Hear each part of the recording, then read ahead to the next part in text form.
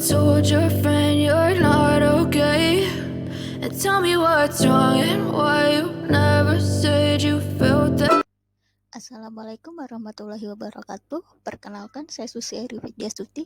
Saya ingin memperkenalkan tentang kontrak bisnis dan hukum transaksi.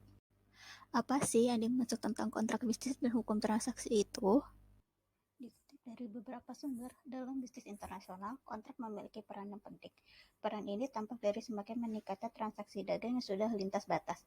Transaksi dagang demikian biasanya dituangkan dalam dokumen-dokumen kontrak. Kebijakan dan peraturan hukum suatu negara dapat mempengaruhi bisnis yang dilakukan sehingga para eksportir maupun importir bahkan investor harus melaksanakan transaksi bisnis yang didukung pemahaman hukum yang memadai. Kedua hal elemen ini tidak akan pernah bisa dipisahkan, sebab dalam suatu kontrak bisnis pasti akan ada hukum transaksi di dalamnya. Berikut 7 sumber hukum kontrak internasional. Pertama, hukum nasional. Kedua, dokumen kontrak. Ketiga, kebiasaan-kebiasaan di bidang perdagangan internasional yang terkait dengan kontrak. Keempat, prinsip-prinsip hukum umum mengenai kontrak. Kelima, putusan pengadilan. Keenam, doktrin. Dan terakhir adalah perjanjian internasional mengenai kontrak. Bagaimana cara menyelesaikan bila terdapat sengketa dalam kontrak bisnis internasional?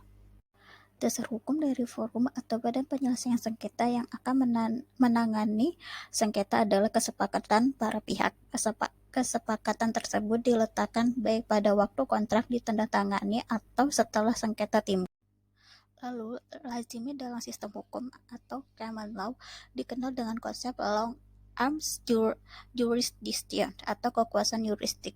Dengan konsep ini, pengadilan dapat menyatakan kewenangannya untuk menerima setiap sengketa yang dibawa ke hadapannya, meskipun hubungan antara pengadilan dengan sengketa tersebut tipis sekali.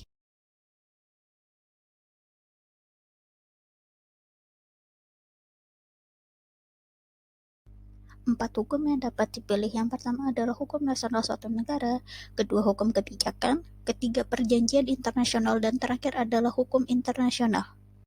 Terakhir, dalam kontrak bisnis dan hukum transaksi terdapat kombinasi beberapa hukum. Dipilihnya beberapa sistem hukum dalam kontrak dikenal pula dengan metode spillover law. Metode ini telah diakui oleh lembaga internasional seperti misalnya The Institute of International Law atau ILA, di mana dalam sidang tahunannya di Athena pada tahun 1979. Namun untuk kombinasi beberapa hukum tertentu jarang digunakan dalam kontrak bisnis.